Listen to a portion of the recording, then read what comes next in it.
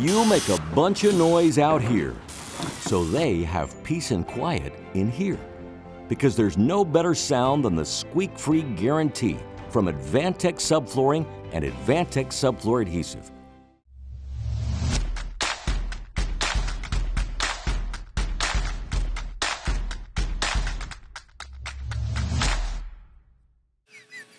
Welcome to the UnBuild It podcast. I'm your host, Peter Yost. To my right, I have Jake Bruton, and to my left, I have Steve Basic, my co-hosts. He got my name right that time.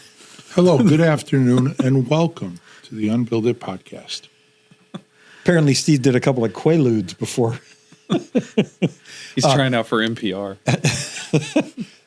Today, we're going to return to the topic of window installs because way back, maybe Jake says over 100 episodes ago, we did talk about the basics of sort of face-sealed installations versus drained rough opening.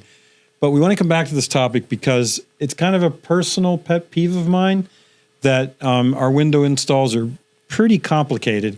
And the more complicated the wall assemblies get, the more complicated the window installs get. So we're going to do a bit of an update on this conversation. But let's start by creating a little bit of tension. That not attention, but tension.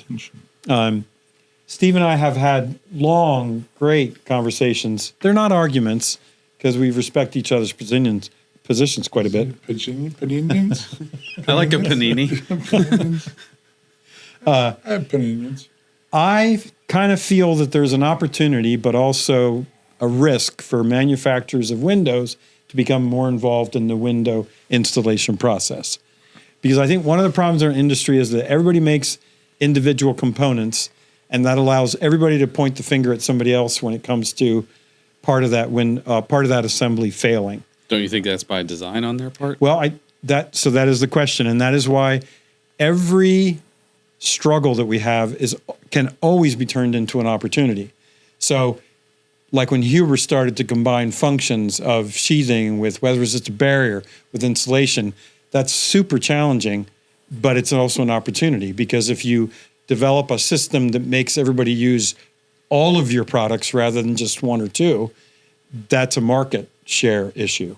So I'd like to see a window manufacturer say, hey, if we do become involved more in the installation, isn't that an opportunity for us to sell a system of products where we say, hey, you got to use not just our window, you got to use our tape, our sealant. Okay, so that's how you would see a manufacturer being more involved by selling the accoutrements that go with it?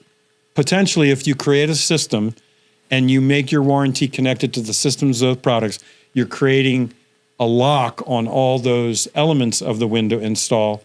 It's an opportunity. But it also, Steve, I'm expecting to weigh in, it's taking on risk that they don't need to do, correct? Yeah. That they currently don't take on. Yeah. And it's like kind of asking you, I don't know if it's the same, but asking you, when you give building science advice in a report, should you take responsibility for the execution of that advice? It's a great question. And you're probably not going to like the answer, which is as a building enclosure consultant who does not have a stamp, right? I advise and make recommendations to the architect of record or the engineer of record. So it's a cop-out in a way, right? So why doesn't the window company say, well, here's our advice on how to install the window, but it's really up to the licensed general contractor to get it right? Isn't that what they're doing now? That is, but that's my argument is if I'm a window manufacturer. I mean, if I'm a window manufacturer, like, what's the upside to this, right? Okay, I sell 5 million windows a year. Now you're asking me to take more responsibility. I don't sell any more windows. I might sell a gasket or two. But I would almost guarantee if I sold a gasket, some type of system, forget gasket. If I sell a system that costs an additional $30 per window, over the course of that year selling 5 million windows, will I make money or will I lose money on the warranty because I've taken on that system? Yeah. Well, and I'd make the argument that the people that are going to go ahead and buy the extra part the part that they weren't selling before will be viewed as the extra part, are the people you don't have to worry about. It's the people that are going, I don't need to buy that crap. Yeah, I just get some other tape. Home Depot has this tape, and I can get some caulking and do this, and they're going to not buy the extra anyway and concoct their own, because they got their own Poninions. I can't believe you remembered the way that I mispronounced that word. It's terrifying. I think the listeners did too, if that helps. Listeners, please send an email to us. I think we got the title of the episode, Poninions. Poninions. Pete's Poninions. There's a high five coming. Listen for that. Pete's Poninions. I was not involved in that high Pete's five. Poninions on Windows. Hear and see. But it's hard because as a manufacturer, the question is, where does my responsibility stop and somebody else's begin? And that's part of my answer, which is they are getting pulled in for responsibility all the time anyway. But they aren't. Because if we had a window and we've had like window leak. So we call the Marvin rep. Marvin comes down and says, well, that's not the window, it's the way it was installed. Mm-hmm. Then they walk away. Yeah. Because that's not my problem. The unit isn't leaking. And if the unit doesn't leak, I'm on the road. Yeah. It makes me wonder why a company like Huber would take on, combining functions with products. Sorry. I couldn't get that out of my mind. I couldn't focus on either one of you. So start over. That was my general complaint is, could you give me some warning when you're going to burst into song the next time? I like that song. Well, I'm glad you're not singing songs that you don't like. I'd hate to hear what they sound like. I do those too. Okay, so I don't think we're going to be able to resolve this issue, but let's go with the Poninion that you have a great idea. And that window, let's just go down that road. Okay. Window manufacturers should, in fact, take the responsibility for installation. How do we do it? So, did you kind of set me up on that one? Because listen, 2 years ago at this IBS, is your game. I'm trying to help you out here, and then you're swinging it back on me and saying, what are you doing? You set me up? No, I'm trying to help you, for God's sake. I meant that in a positive way. Yes, I'm trying to set. I just threw a little softball out there. Hit it out of the park. I'm going to try my best. Okay.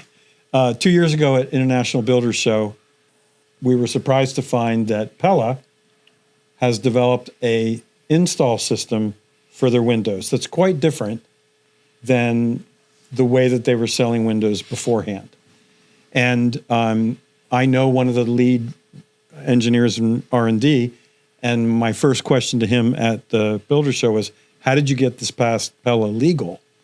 Because you're clearly becoming much more engaged in the window installation process. And he didn't say so in so many words, but I could kind of see that what he was saying is the technical development was as challenging as the legal development. But see, you go down this road when we have private conversations. And my problem with that is I think you're mincing ideas. Mm-hmm. Because what you want to do is you want the window company to take responsibility for the installation in terms of water management, air management, and installation relative to, say, control layers. What Pella did is nothing like that. All Pella did was say, we figured out a way where we can install a window on the second floor from the inside successfully. Yeah. It's not water management. They didn't change it's water nothing. management. Yeah, it's an attachment process, not an installation process. I mean, it is because it's part of the installation. But it's like saying, hey, come look, we did a new nailing flange on our window. It would be nothing more than that, in my eyes. These are my... Very quickly, for transparency, too, we should say Pella does sponsor the Build Show. They are not a sponsor of our podcast, although we are recording at the Build Show's studios, too.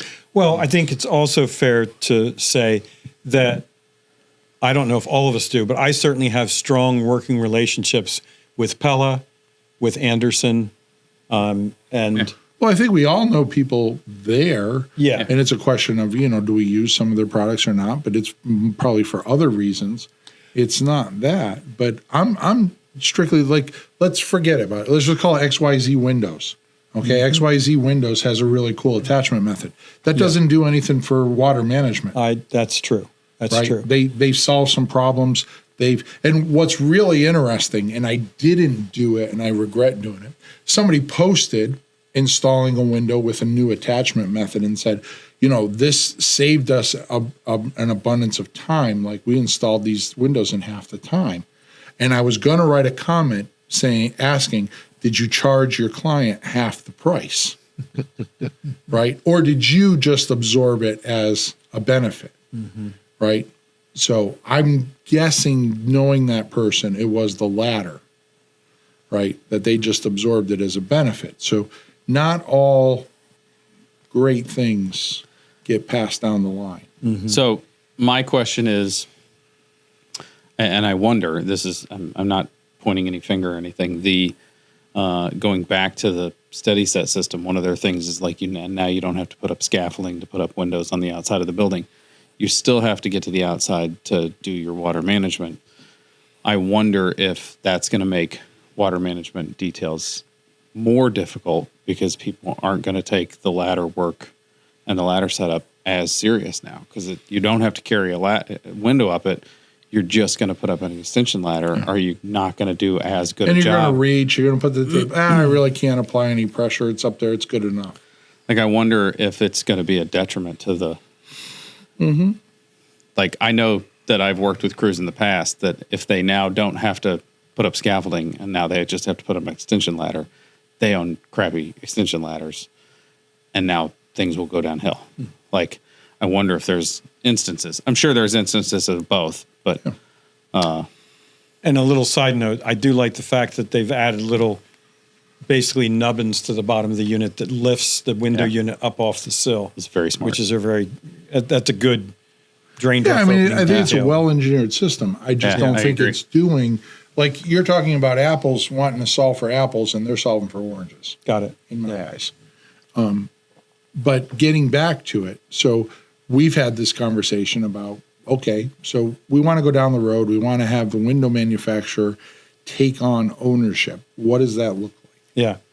Well, so some time ago, many of the presentations I do for building science on windows, I'll say something that along the lines of, we can take a really inexpensive car, drive it 70 miles per hour into a rainstorm and it doesn't leak.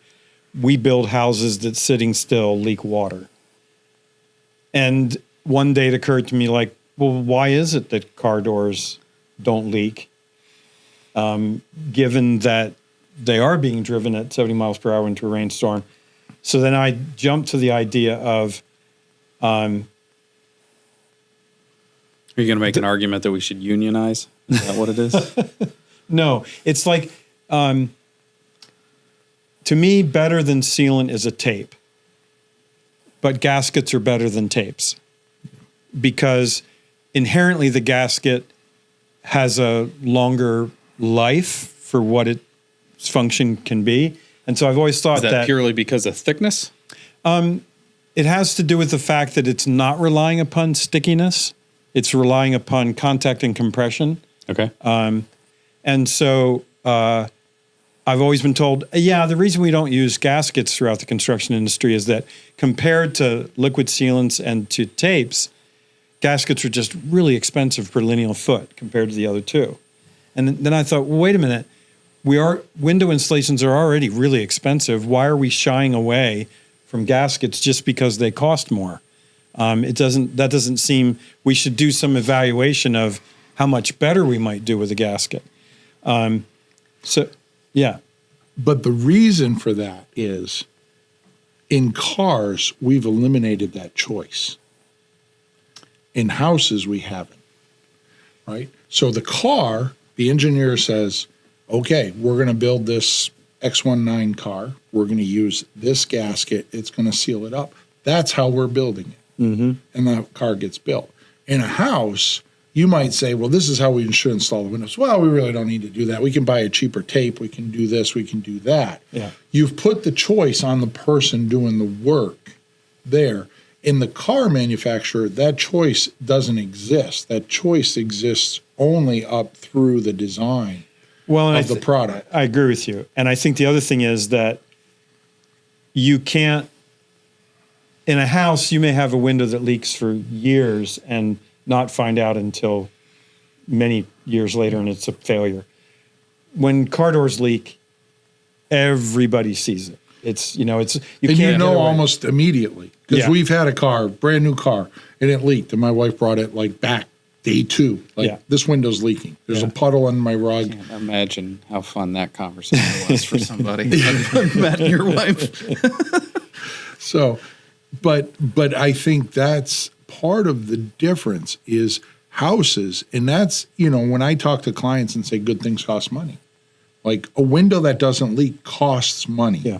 If I buy $100,000 window package, I'm not going to cheapen up and save $3,000 on tape Right. against $100,000 worth of windows. It doesn't make sense. Yeah. Right? Your decisions have to be proportional. If you want to cheapen up, then pay for a bigger overhang on the house or a porch roof or something Yeah. that eliminates that challenge. So in the midst of all this, I had 3 projects in relatively short order that I got involved in because the windows leaked. And in every case, the person driving the bus, in one instance it was an architect, and the other 2 it was the builder. These are top-notch building professionals, and they were installing very expensive windows in very expensive, very exposed locations, and all 3 windows leaked. And they leaked because despite the fact that there was adult supervision from a water management perspective, and the carpenters were doing their best, they got installed incorrectly. And in each of the 3 cases, it was because the people doing the work were being asked to do different types of details for different situations. You know, flange window versus an unflange window, a triple pane versus a double pane, inset, flush to the outside. And there were enough of these variables that things didn't get done right. And as soon as the adult supervision, the person driving the bus, saw that, they slapped their forehead like, I don't know how that could happen, but it did happen. So one of my premises is that, particularly with deeper assemblies or more exterior insulation, the window installation details are very complex and they change from job site to job site. And so what if we could create a more uniform process to actually install windows? And that's when I thought, well, maybe cars are more than just a smart-ass comparison. Maybe we could learn how to do gaskets with windows.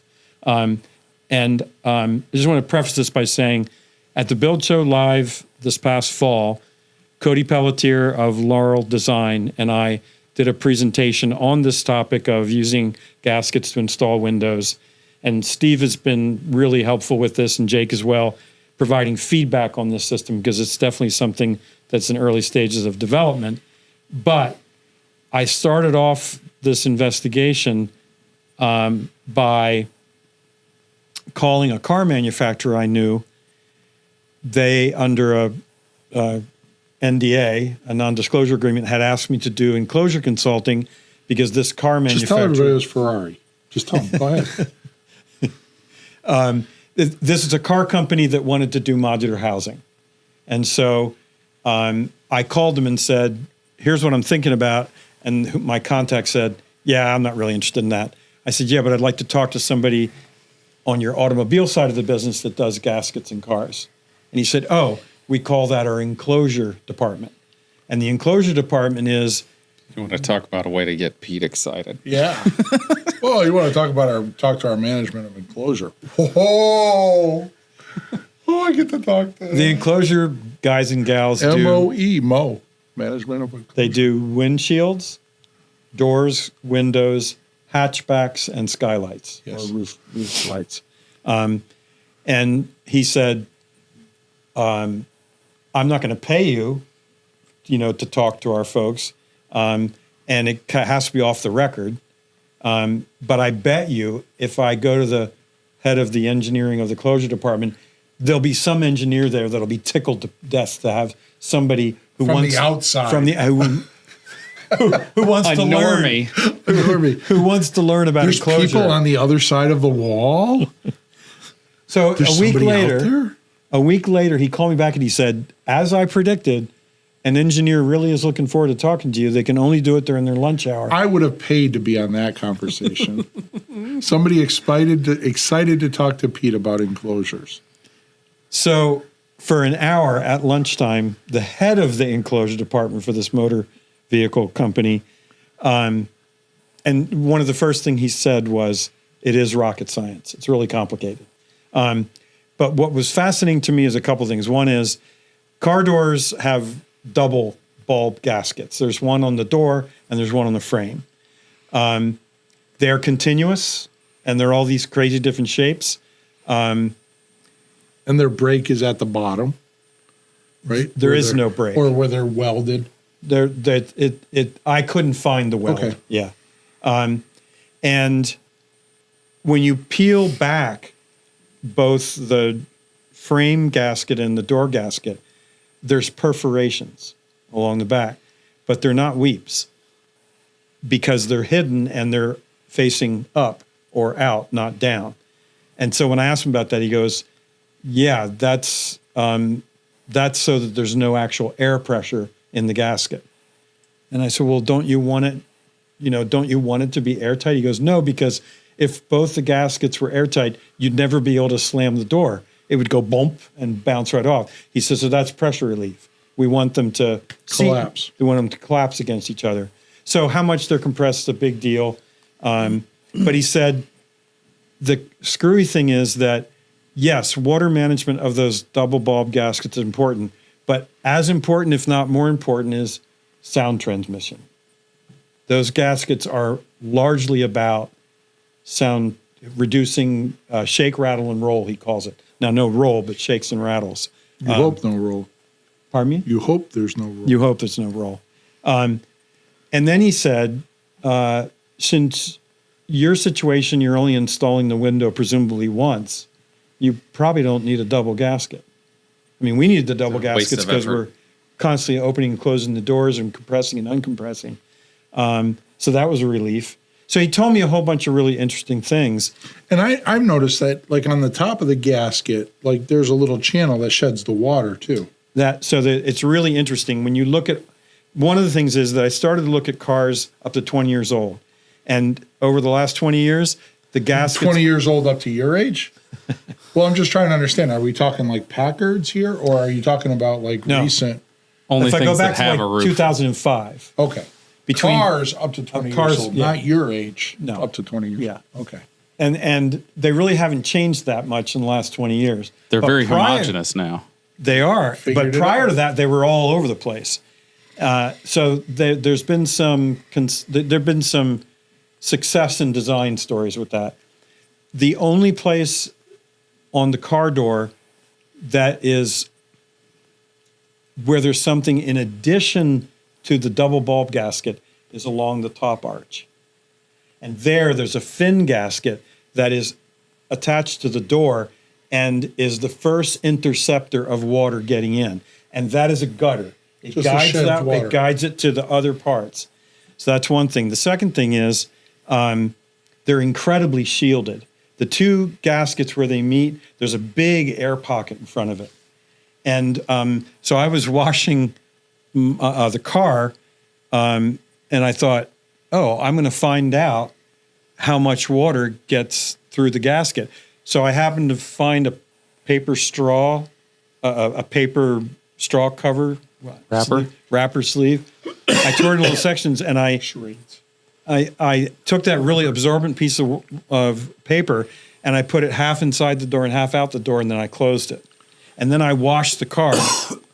And when I washed the car, I had these little pieces of paper stuck all over a bunch of car doors. None of them was even wet. They didn't.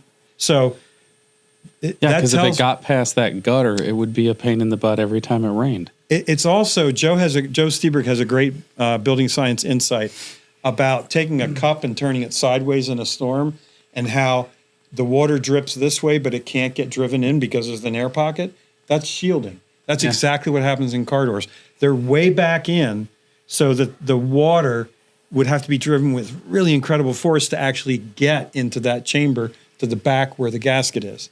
So the two things I learned from these guys an hour It's like at a lunchtime. two-stage joint. It is. Yeah, it is exactly it is. like a two-stage.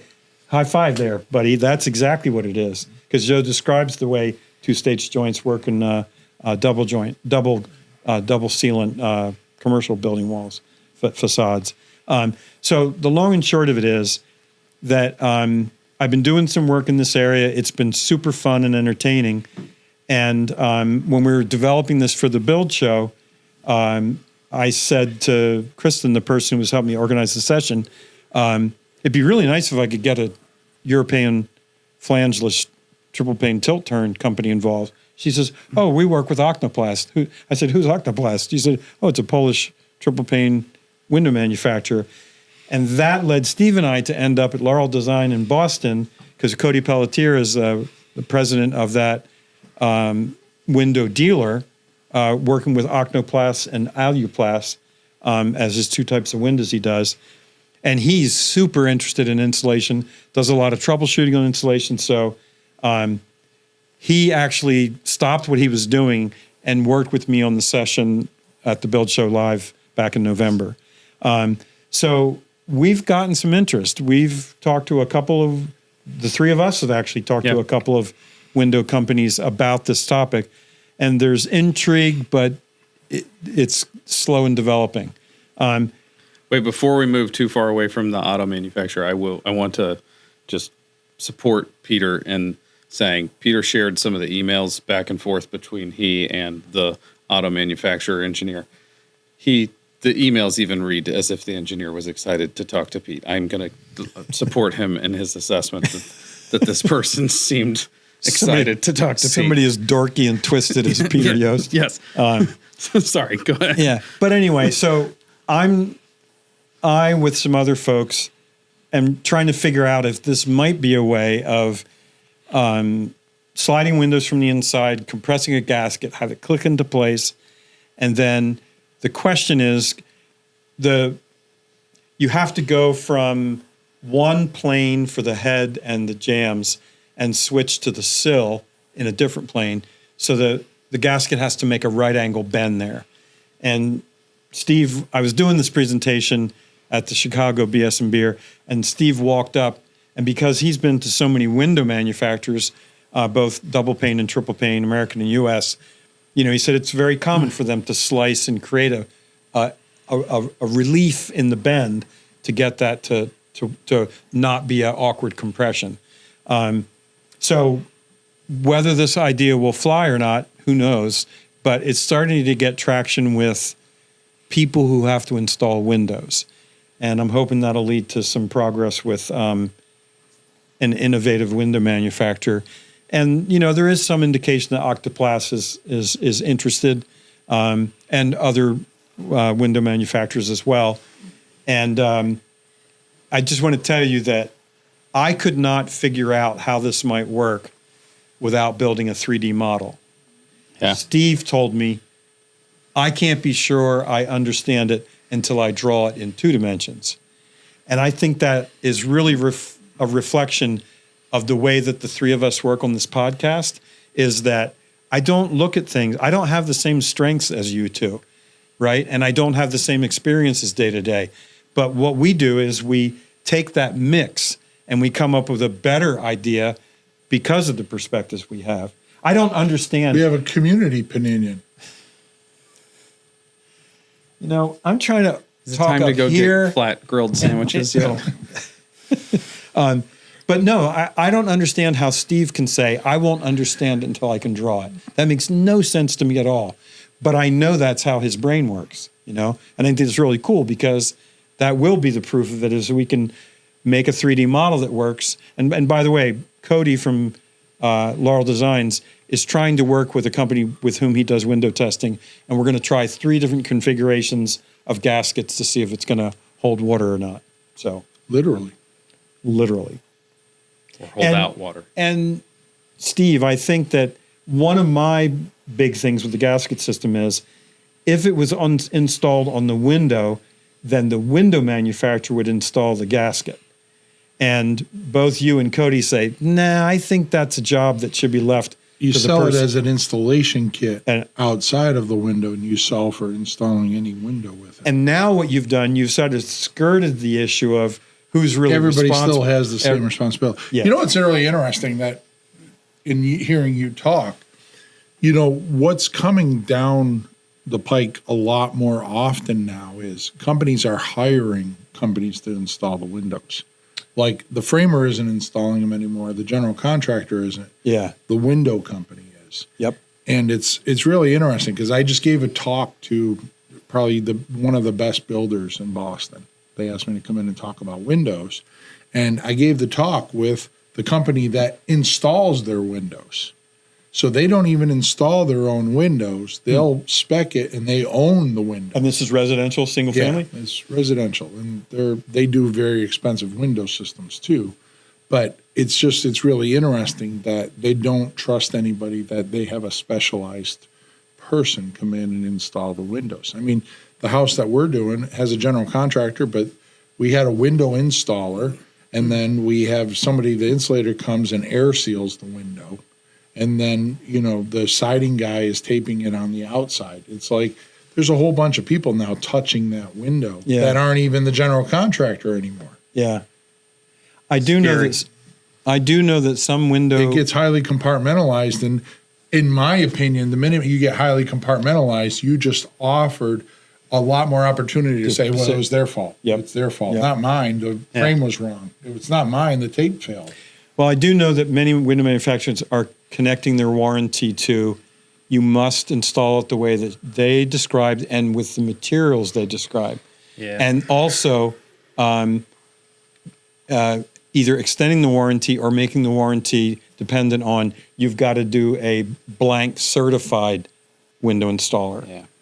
That's So- the materials that they prescribe is one that I immediately go, well, we're not going to get a warranty. Like there's up until recently, there was a window manufacturer that was still selling butyl tape as their preferred tape. And it's just like that we haven't used butyl tapes in 15 years as our standard tape. Like, what are we doing? Like, get with the times. And it's like the second you start telling me I have to do it this way with these materials.